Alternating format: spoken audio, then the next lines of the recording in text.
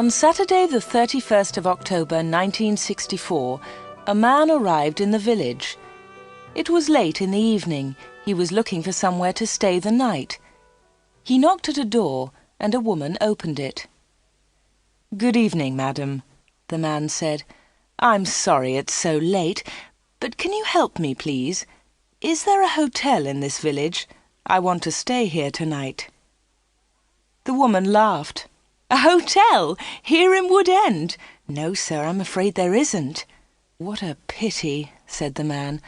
"I'm a stranger here and I want to see your village tomorrow." The stranger was very polite.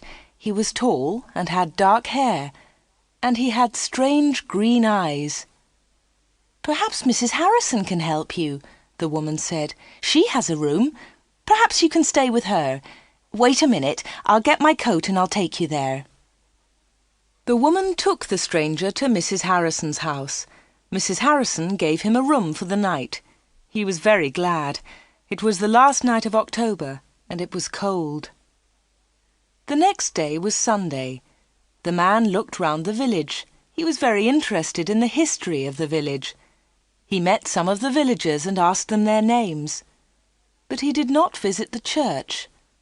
That was unusual. The church in Wood End was the most beautiful building in the village. But the stranger was not interested in it. He did not go to church that night with all the villagers. It was the first Sunday evening of November.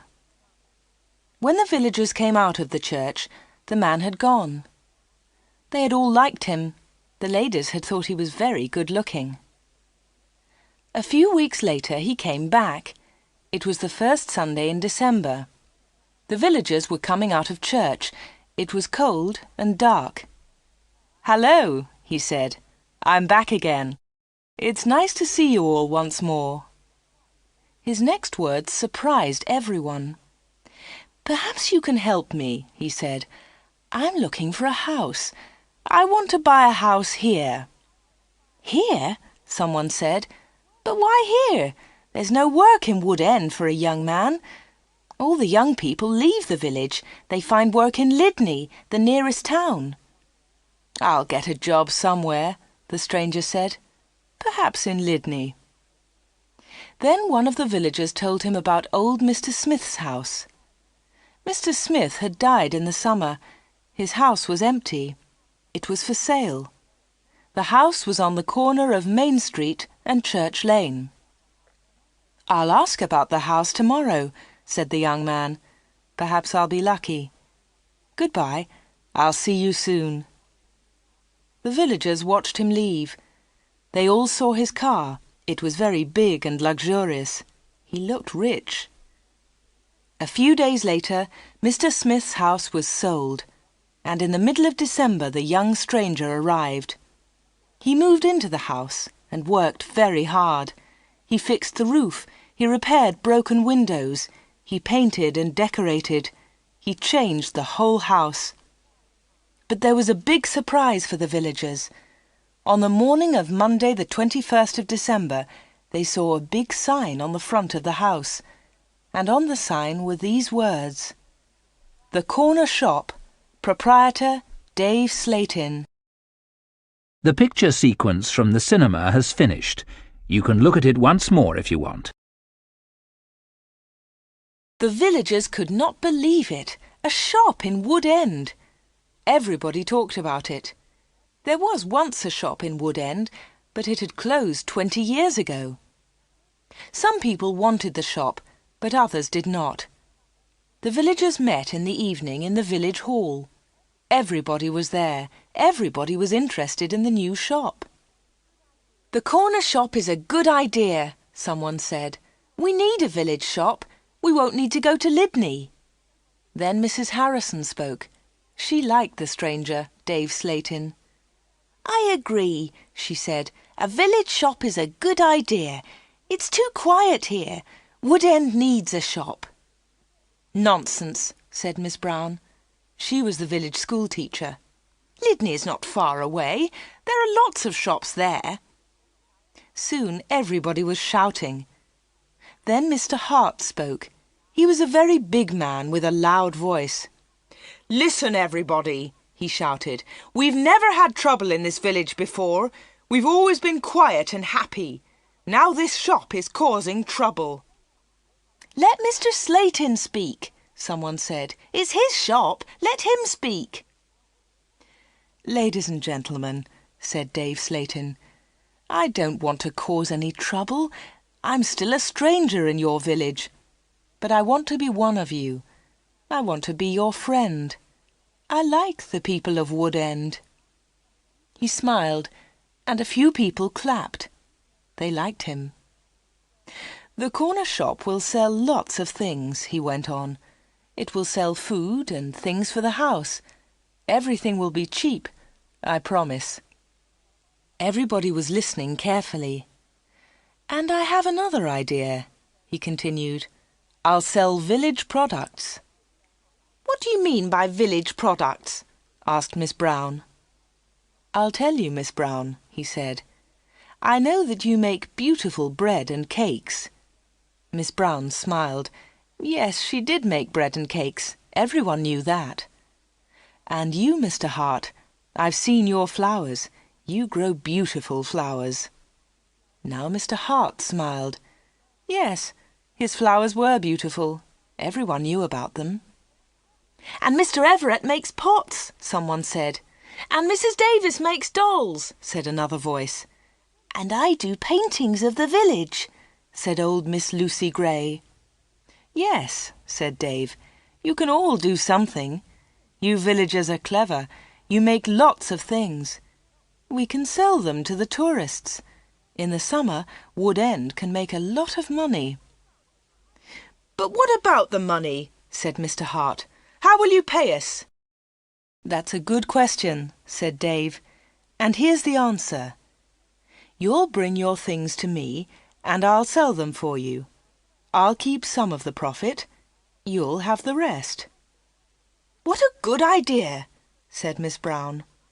Yes, I agree, said Mr. Hart. All the villagers agreed.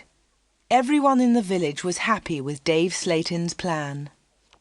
The corner shop opened on Monday the 4th of January 1965. Soon the shop was busy and Dave needed an assistant. The new assistant in the corner shop was Anna. She started work in late January.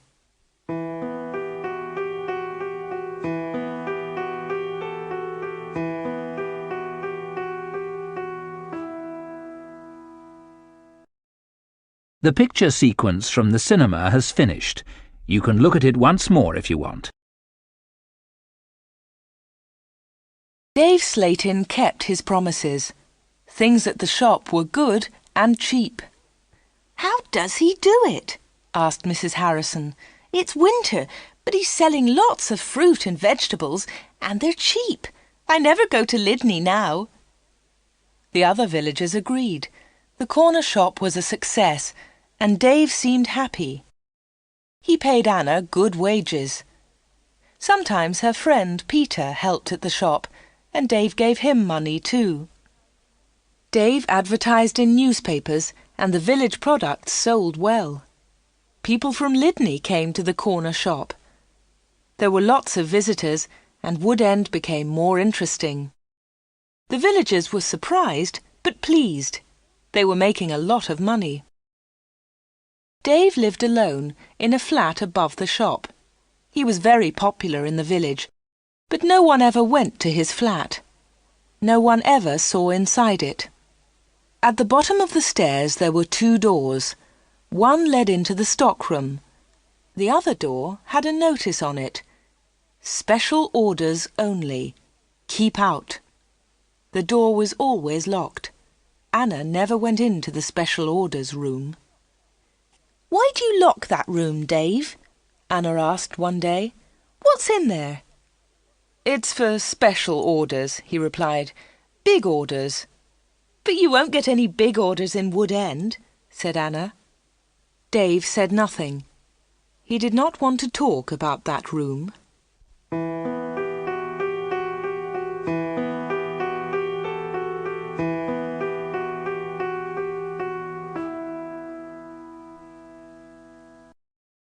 The picture sequence from the cinema has finished.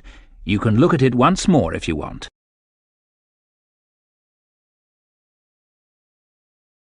For 3 months, everything was normal.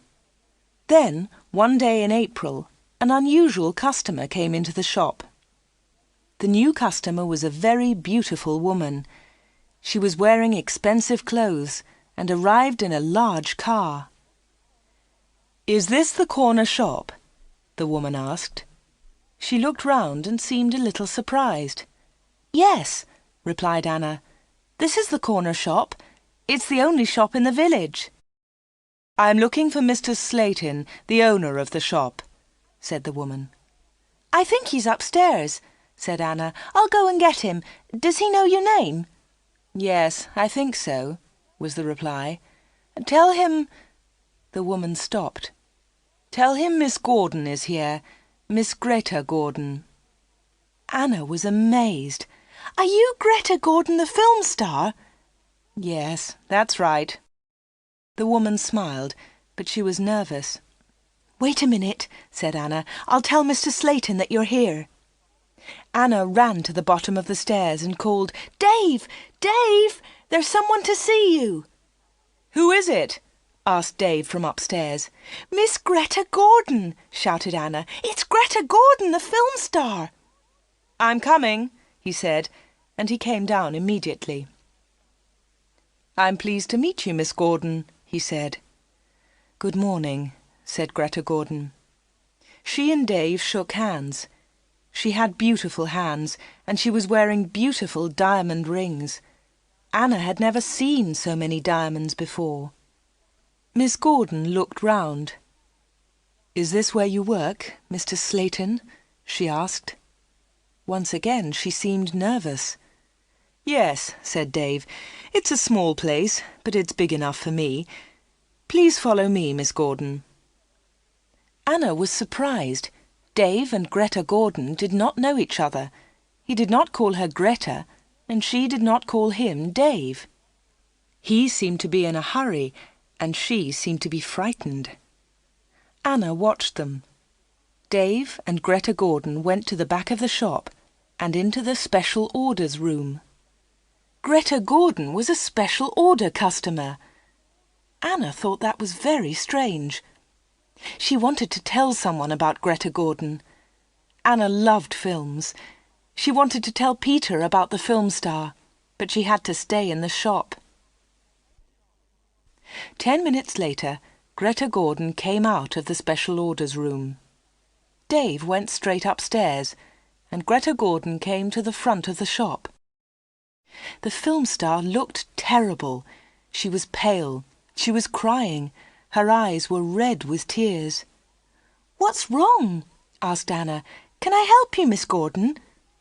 "No, thanks. I'm all right," said Greta Gordon. "Do you want to sit down?" said Anna. She got a chair, and the film star sat down. "Shall I get the doctor?" said Anna. "No, no," said Greta. "Please tell no one about my visit here. Please tell no one." Anna was disappointed. She wanted to tell everyone about Greta Gordon. She wanted to tell everyone about her famous customer. "I want to give you something," said Greta Gordon. "Here's a photograph of me. I'll sign it." She signed the photograph and gave it to Anna. "Please keep this," said Greta, "and please keep our secret. Please don't tell anyone." "All right," said Anna. "I promise." The film star kissed Anna. She held Anna's hands. What a beautiful woman, thought Anna, and what beautiful hands. Then Anna noticed something. The diamond rings were gone.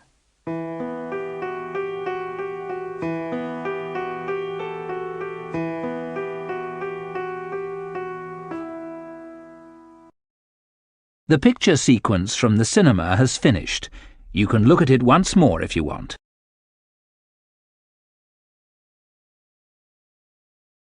Dave never talked about Greta Gordon. He never talked about her visit to the corner shop. One day, Anna asked him about the film star. "How do you know Greta Gordon?" said Anna. "Is she a friend of yours?" "I don't want to talk about her," Dave replied.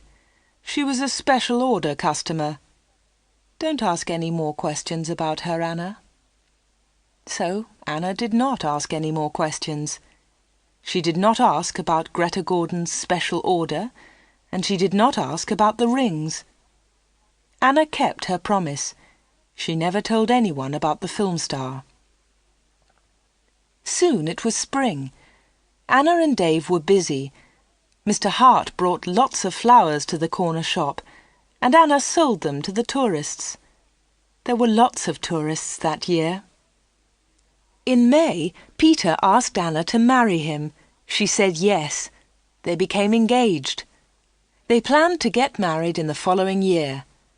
Now they needed money, so they worked hard and they saved. They were very much in love. On Saturdays, Peter played football or cricket, and Anna often went to the cinema in Lydney. He enjoyed sports, and she loved watching films. One day, Anna was reading Film News. This was a magazine about film stars. She turned the pages. There was a picture of Greta Gordon. Anna was pleased. What a surprise! Beautiful Woman was going to be a big film, and now Greta Gordon had the star part.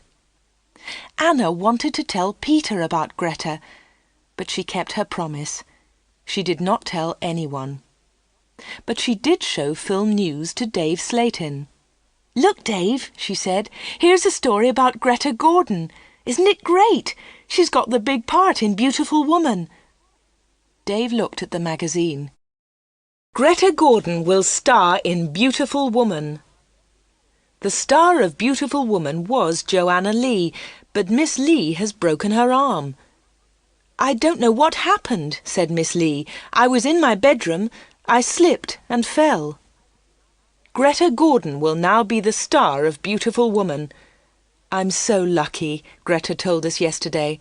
"I've always wanted the part. I can't believe it." "I don't know anything about films," he said. "Is Greta Gordon a big star?" Anna laughed. "Big star? Yes, she is. She's terrific."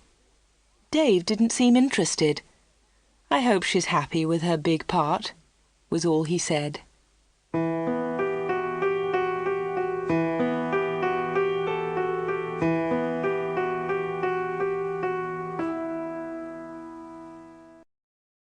The picture sequence from the cinema has finished. You can look at it once more if you want.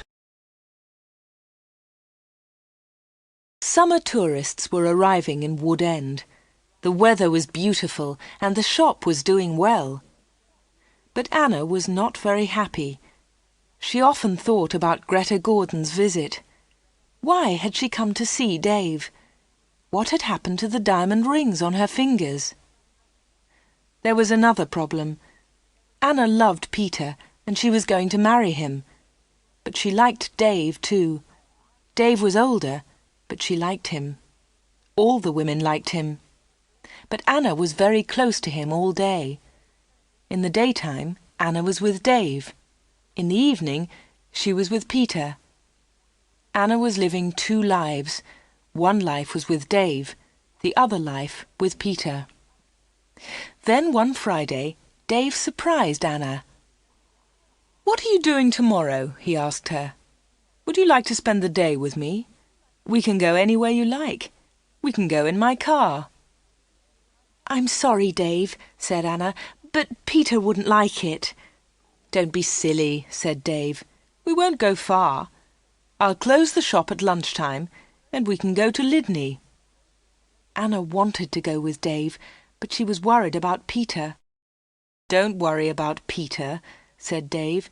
"He's always busy on Saturday." Anna thought for a moment. "All right," she said. "You take me to the best cinema and to the best restaurant. Then I'll come with you." "Of course," laughed Dave. "Anything you want, Anna." So the next afternoon, Dave and Anna went together to Lydney.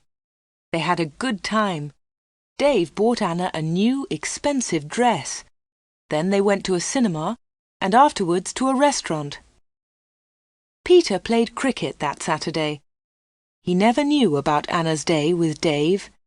He was playing in another village and returned to Wood End very late.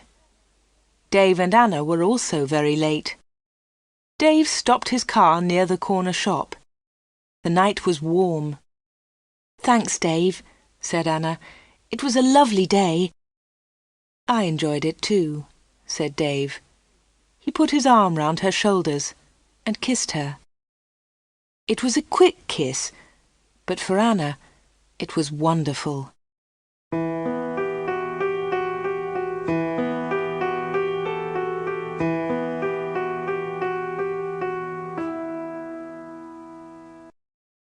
The picture sequence from the cinema has finished. You can look at it once more if you want. The summer passed. The corner shop was always busy. Sometimes Dave opened the shop on Sundays too. Anna earned a lot of money. Everyone thought that she was happy. But life was difficult for her. She liked Dave. He was her boss, and he was older than her. But Peter was her fiancé, and he was about the same age. Dave was quite rich, but Peter had no money. Dave bought Anna clothes, and he took her out. Peter did not buy her clothes and never took her anywhere. He was more interested in football. Anna did not like football. Now it was September.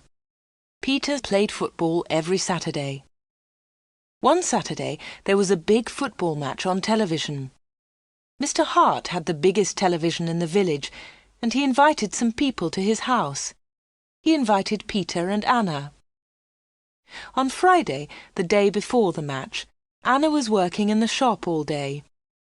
At 5 o'clock, she locked the shop door. 2 minutes later, the bell rang, and Anna went to the door. There was a young man outside. He was carrying a small case.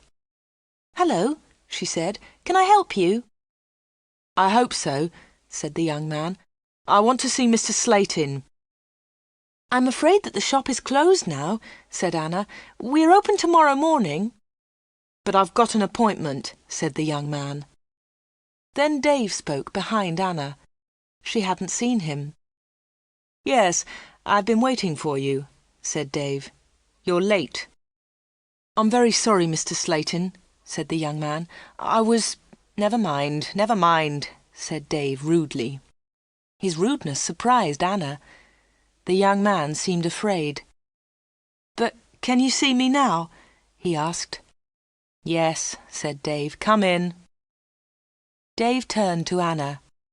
"Anna, it's after 5 o'clock. You can go home now." "I won't be long," said Anna. Dave was angry. "Hurry up and go home," he said. But Anna wanted to stay. She wanted to know about the young man. The young man followed Dave to the back of the shop and into the special orders room. Another special order, another special customer. Anna waited. But soon it was 5:30. Anna put her coat on and left the shop. She closed the door very loudly. Then she went round the corner and waited. Soon there was a noise. The young man was leaving the shop. Anna could not see him, but she could hear him. He was speaking to Dave. "Are you sure?" said the young man. "What do you mean?" asked Dave. "Is this the only way?" said the young man. "Yes, it is," said Dave. "Don't worry, everything will be all right.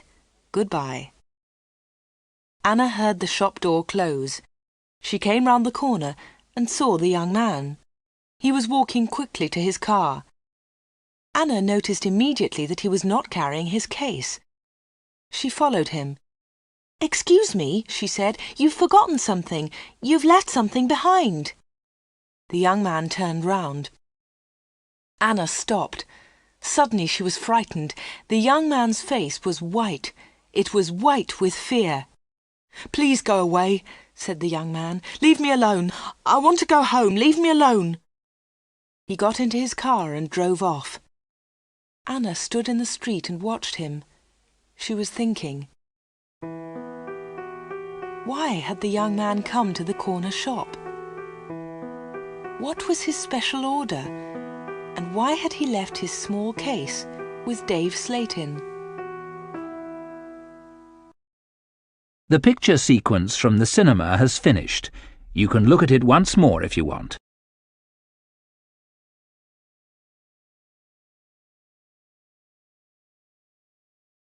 The next day was the day of the big football match. Mr. Hart had invited about 10 people. Anna did not watch the game. She was helping Mrs. Hart in the kitchen. They were making tea. It was a good game, and everyone was enjoying it. At half-time, Peter went into the kitchen. "Why don't you come and watch the match, Anna?" he said. "It's really good. Come on." Anna laughed. "No, thanks," she said. "I'm helping Mrs. Hart. Look, here's the tea. Can you take it in to the others?" "OK," said Peter. "It's a terrific match. Mike Bailey scored a great goal." Peter took the tea into the sitting room, and the second half of the match started. The second half was very exciting. Mike Bailey scored another goal after 20 minutes. The score was 2-0. Then the other side scored 2 quick goals. It was 2-2. There were only 5 minutes of the match left. "Come on!" shouted Peter. "Come on, Mike, let's have another goal!" In the last seconds of the match, Mike Bailey scored the winner. It was his 3rd goal of the match. But something was wrong.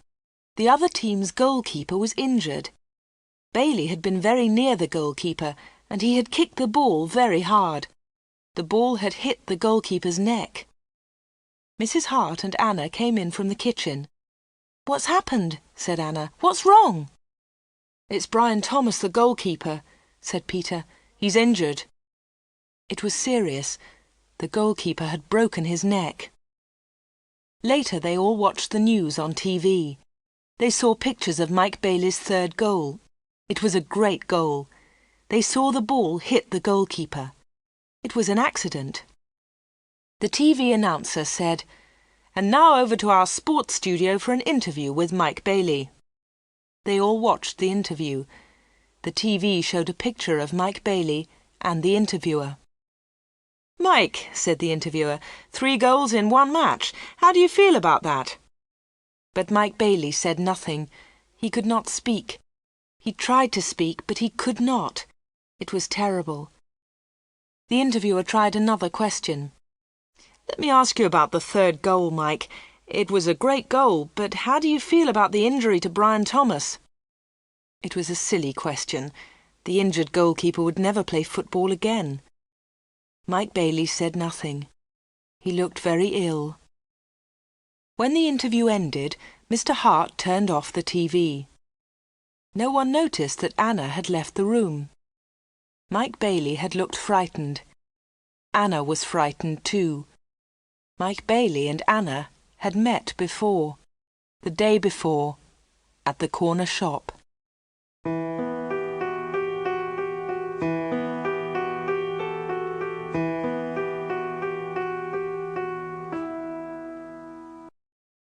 The picture sequence from the cinema has finished.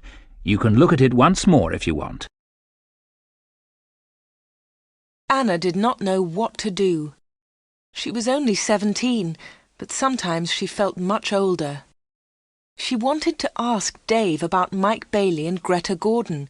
She wanted to know about special orders. She decided to wait. One day, Dave and Anna were alone in the shop. "How's Peter?" asked Dave. "He's fine, thanks," said Anna. Dave smiled. "Is he still playing football?" "Of course he is," said Anna. Dave laughed. "You don't see him very much, do you, Anna?" "I see him 3 or 4 times a week," said Anna. "What about weekends?" Dave asked. Anna replied quickly, "I don't see him much at weekends. He plays football then." "When are you getting married?" asked Dave. "I don't know," she replied. "We haven't decided yet. Perhaps next year." "That's a long time." Dave smiled at Anna. Anna felt afraid. She also felt excited. She didn't know why. "Sometimes you're bored, Anna, aren't you?" said Dave. He looked into her eyes. "Yes," said Anna, "that's true." "Why don't you come away with me for a weekend?" said Dave. "We can go to London." A weekend in London! Anna had only been to London once for a day. Anna was excited, but she was also afraid. "I don't know," she said. "I must think of Peter." "Oh, forget him," said Dave. "He'll never know. Come with me and we'll go to the best shops. We'll go to the best cinema. Will you come with me?" Anna said nothing. Suddenly she had an idea. She looked at Dave. "Perhaps I'll come with you," she said. "Good," said Dave. "That's great." "But first," said Anna, "I want to ask you something." "What do you want to know?" he said quietly. "I want to know about your special orders." "Very clever," said Dave. "You're a village girl, but you're very clever, Anna." "Village girls aren't stupid," said Anna. "Now tell me about your special orders, then I'll come to London with you." Dave was angry. "One question. You can ask me one question," he said. Quickly, Anna asked, "Why do people come to you? Why—" "One question! Only one!" shouted Dave. "All right," said Anna, "but don't shout. Tell me, why do people come to see you?" Dave thought about his answer. He spoke quietly. "They come for help," he said. "They need help, and I sell help to them. That's all." Anna didn't understand. "What sort of help?" she asked. "One question!" shouted Dave. "I've answered your question." Anna said no more. She and Dave had made an agreement. Anna had asked her question. Dave had answered it. Dave had invited Anna to London for the weekend, and Anna went with him.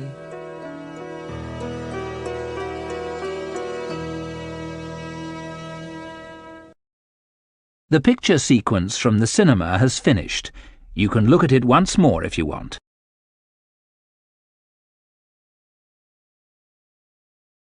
Anna enjoyed the weekend. They arrived in London late on Friday evening and stayed at a big hotel. On Saturday they went shopping, and in the evening they went to a cinema. On Sunday they went to a park. They came back to Wood End on Sunday evening. It was the last Sunday in September. On Monday, Anna went to the shop. It was not so busy now. Summer was over. Most of the customers were villagers. It was a cold autumn. On Monday evening, Peter came to see Anna. "Hello," said Anna. "Did you win on Saturday?" "No," said Peter. "We didn't win, and I didn't play." Anna was surprised. "You didn't play? Why not? What was wrong?" "I didn't feel very well on Saturday morning. I stayed in Wood End. I was in the village all weekend." Anna's face was red. Her voice was quiet. "Are you feeling better now?"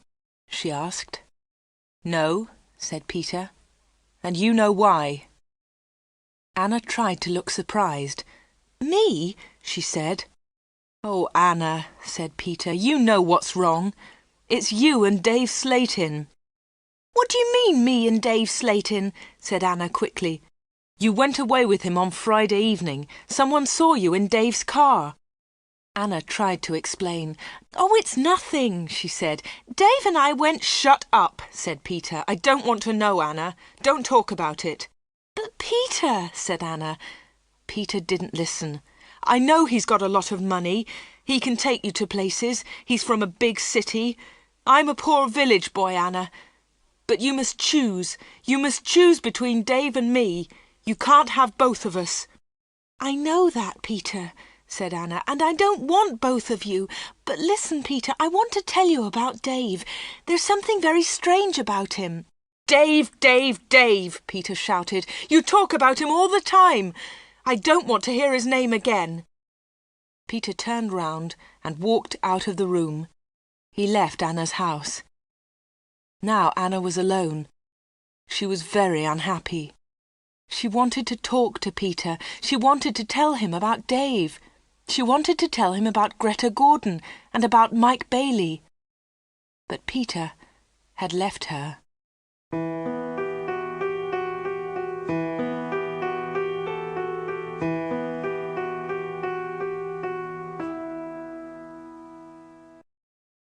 The picture sequence from the cinema has finished. You can look at it once more if you want. It was October. It was cold and wet. Anna was not very busy at the shop. She was very unhappy. She was a different girl. She seemed older. She didn't go out much. She looked ill. Most of the villagers knew that Anna had quarrelled with Peter. They also knew that she had been to London with Dave. But no one was able to help Anna. She did not talk to anyone. Before, she had been a happy, smiling girl. Now she was sad and lonely. She went to the shop every day. She was waiting for another special customer. Anna did not wait long. It was the middle of the month. Anna was alone in the shop. It was almost lunchtime. A middle-aged gentleman came in. He was a big man with a very large moustache. He was well dressed, and he was carrying a large briefcase. "Good morning, miss," he said politely. "Good morning, sir," said Anna. "Can I help you?" Anna was very polite too. She was interested in this man. "I'm looking for Mr. David Slayton," said the man. Anna smiled. "Are you a salesman?" she asked. She knew that he was not a salesman. He didn't look like a salesman, but she wanted to talk to the man. The man smiled. "Yes, I am a salesman," he said. That was not true. Anna knew that the man was lying. Then she said, "Perhaps I can help you, sir. I usually speak to the salesman." She looked at the man's case. It had the letters A-R-I-C-S printed on it. "Thank you," said the man very politely, "but I have a private appointment. I have come from London, and I must see Mr. Slayton." "I'm sorry," said Anna. "He's very busy at the moment, but I'll tell him you're here. What's your name, please?" The man smiled. "Roberts," he said. "Arthur Roberts." Anna went to the back of the shop. Dave was coming down the stairs. "There's a man in the shop," said Anna. "He wants to speak to you." "Thanks," said Dave, and he went to the front of the shop. "Good morning, Mr. Reisman," said Dave. "I'm pleased to meet you." Anna listened. Reisman! The man's name was Reisman, not Roberts. What a liar! The man did not look at Anna. "I'm pleased to meet you, Mr. Slayton," the man said. "Please come with me," said Dave. Mr. Reisman followed Dave. They went into the special orders room. A minute later, Dave came out. He came to the front of the shop. "It's lunchtime, Anna," he said. "You can go home now." "Thanks, Dave," said Anna. "I'm going in a few moments." Dave went back to the special orders room. Anna did not leave the shop. She waited. Anna wrote down the letters A-R-I-C-S. She understood A-R, Arthur Reisman, but she did not understand I-C-S.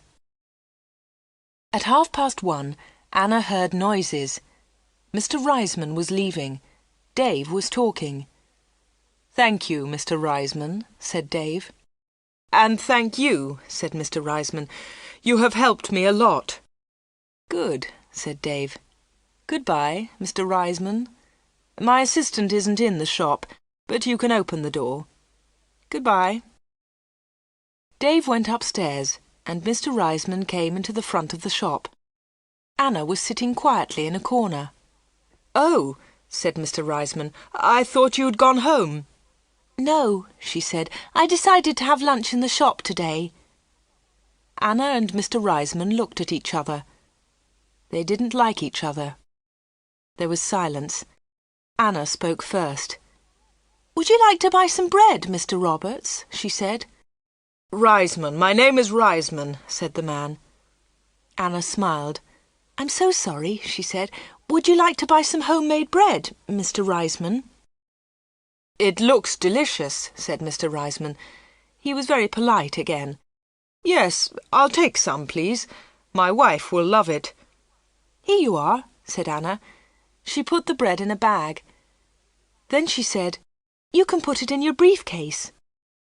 "My briefcase?" said Mr. Reisman. "I haven't got a briefcase." "I think you've forgotten it," she said. "I'll go and get it for you." Anna moved towards the back of the shop. Mr. Reisman stepped in front of her. He held her wrists. He was very strong. "Listen to me," he said. "I don't want that briefcase. Leave it there."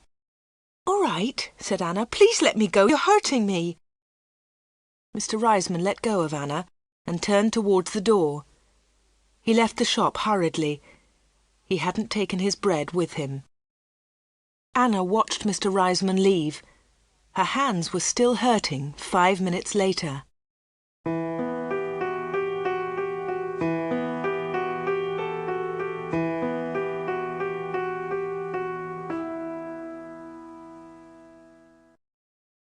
The picture sequence from the cinema has finished. You can look at it once more if you want.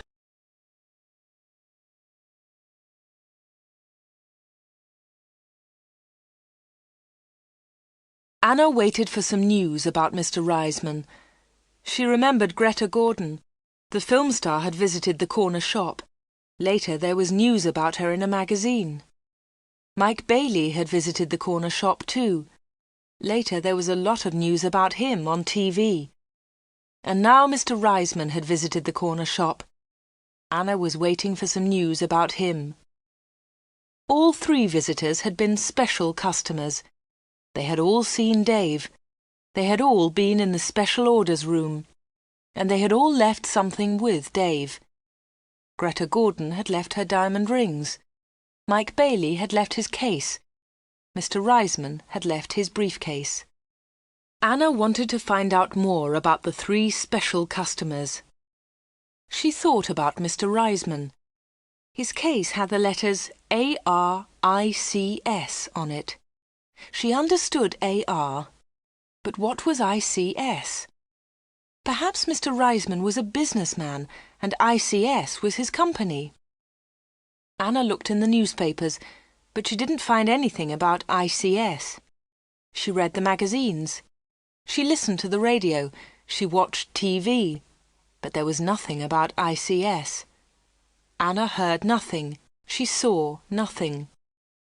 Then she had an idea. She decided to go to London and find Arthur Reisman. It was a Friday. Early in the morning she left a note for Dave. She took the note to the shop. "Dear Dave," it said, "sorry I can't come in today. I'm going to Lydney. I'm buying some things for my wedding. Anna." The note did not tell the truth, but Anna didn't care.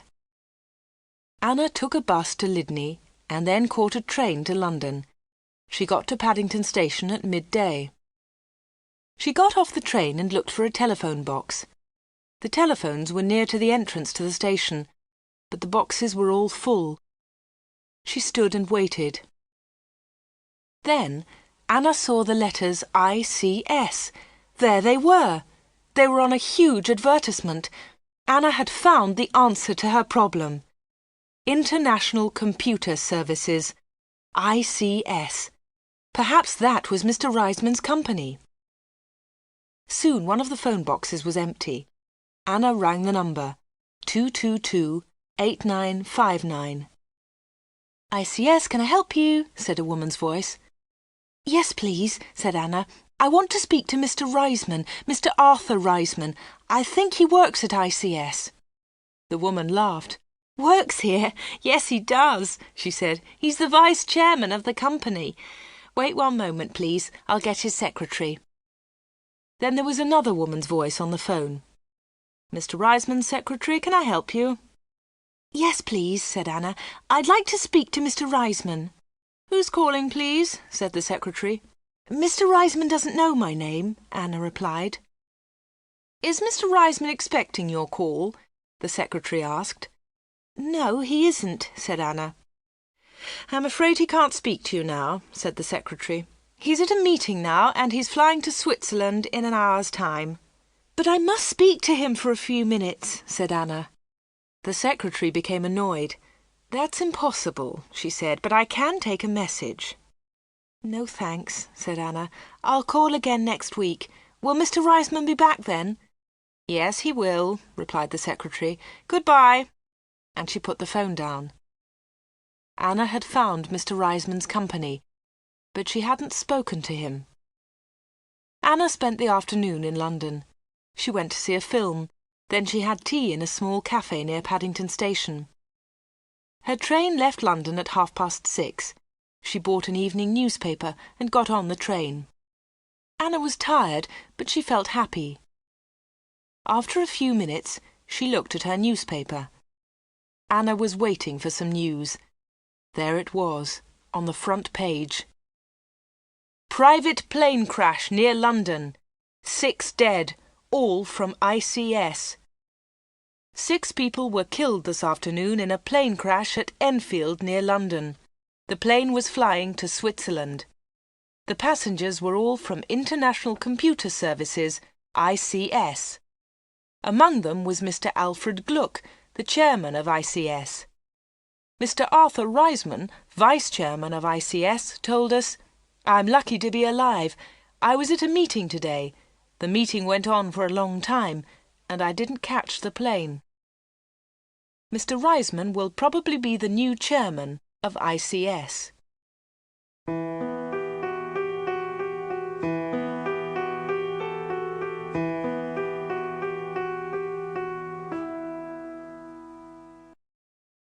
The picture sequence from the cinema has finished. You can look at it once more if you want. Anna got home about 10 o'clock. She turned on the radio and listened to the news. The chairman of ICS was dead, and Mr. Reisman was the new chairman. Anna didn't sleep that night. She was thinking about Dave Slayton and the special orders. What were they? What was Dave Slayton doing in that room? On Saturday morning she went to the shop. Dave said nothing to her. He was angry because Anna had not worked on Friday. He didn't ask about her day off, and Anna didn't tell him about it. At 11 o'clock, Dave left the shop. He got in his car and drove off. Anna was alone. This was her chance. She went to the back of the shop and turned the handle of the locked door. But the special orders room was not locked. Dave had forgotten to lock it. Anna opened the door and went into the room. It was a small room, dark and hot. Anna turned on the light, but it was not a very strong light. She looked round the room. There was a small table, 2 old chairs, and a lot of boxes. That was all. Special orders? There were no order books, no papers, no pencils. Anna walked round the table. It was difficult because there were a lot of boxes on the floor. Anna opened one of the boxes and looked inside. She found some old magazines and newspapers. Underneath, there were some dirty old clothes. But underneath the clothes, she discovered some money. Lots of money. British money, French money, American, German. There was money from all over the world. Anna was amazed. She had never seen so much money before. She looked round again and found Mike Bailey's case. It was empty. Then she found Arthur Reisman's briefcase. That was empty too. Then Anna looked into a bigger box. Inside it were some dolls, with broken arms and legs. One of the dolls was very beautiful, but it had a broken arm. Anna put it on the table. Then Anna found a book about football. Inside there were some pictures of footballers, but the pictures were all torn. Anna put the book on the table. Anna looked into the box again and found some little cars. Most of them were broken. She found a small model aeroplane. It was broken too. Anna put all these things on the table. What a strange collection! There was the money, the broken doll, the toy cars, the model aeroplane, and there was the football book with the torn pictures. Anna looked at the things on the table. What were they for? Why did Dave Slayton keep them in this locked room? Suddenly Anna jumped. There was a noise behind her. Someone was standing at the door.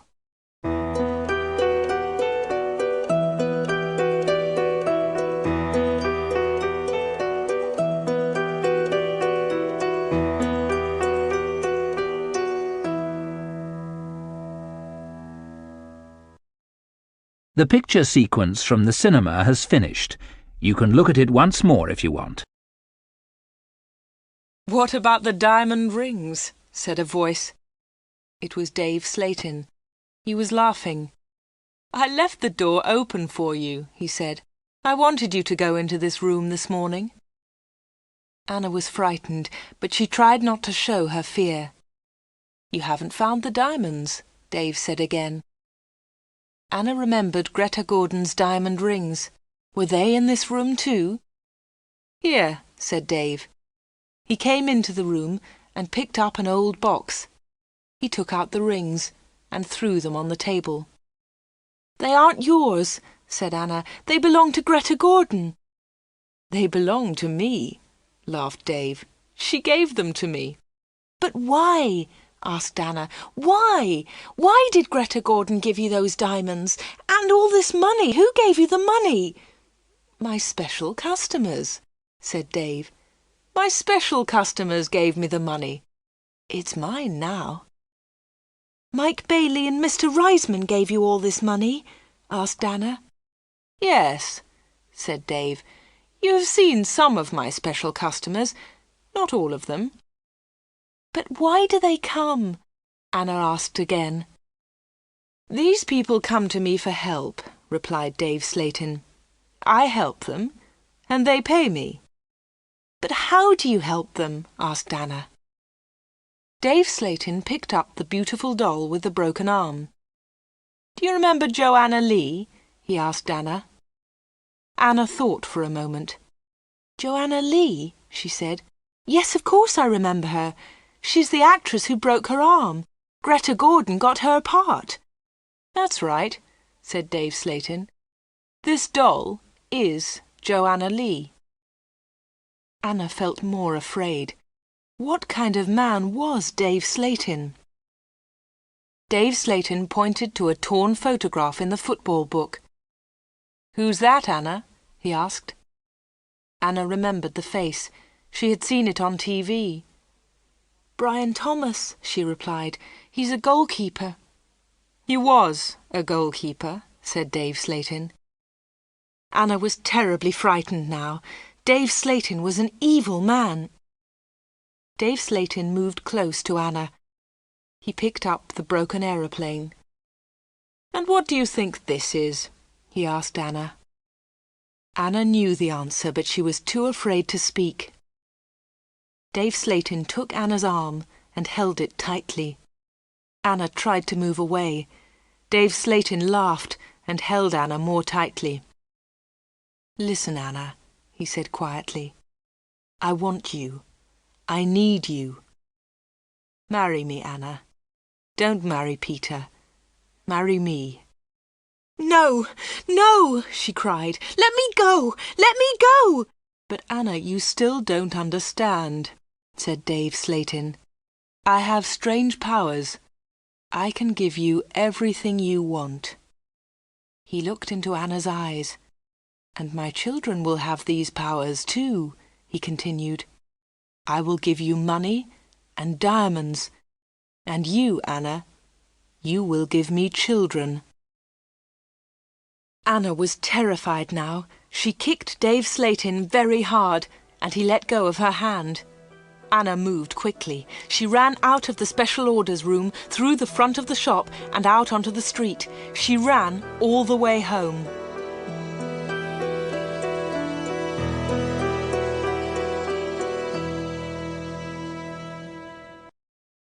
The picture sequence from the cinema has finished. You can look at it once more if you want.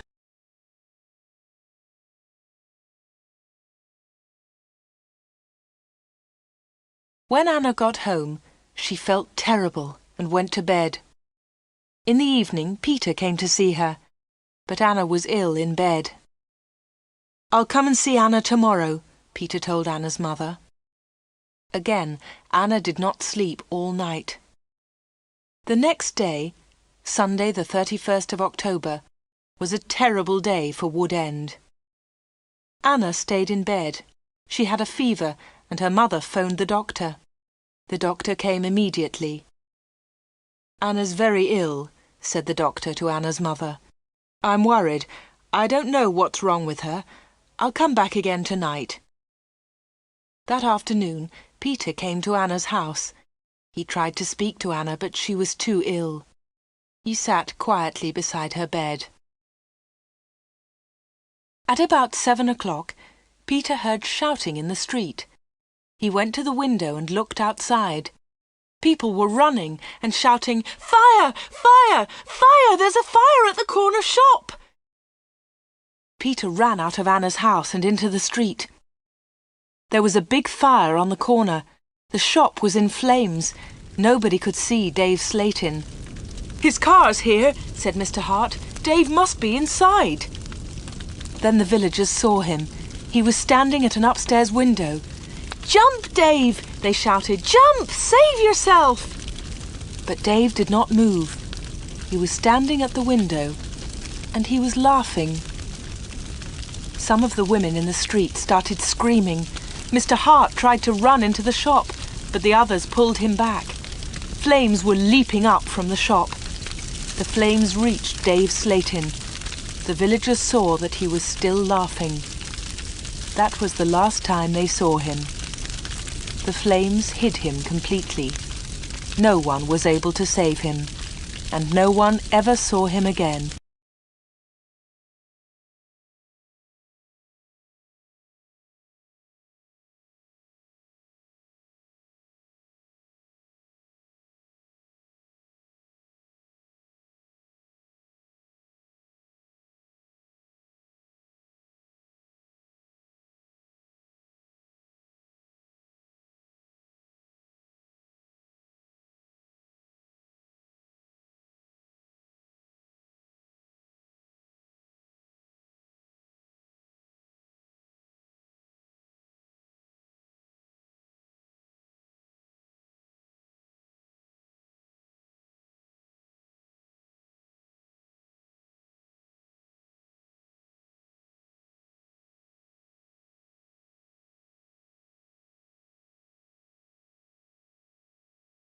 The picture sequence from the cinema has finished. You can look at it once more if you want.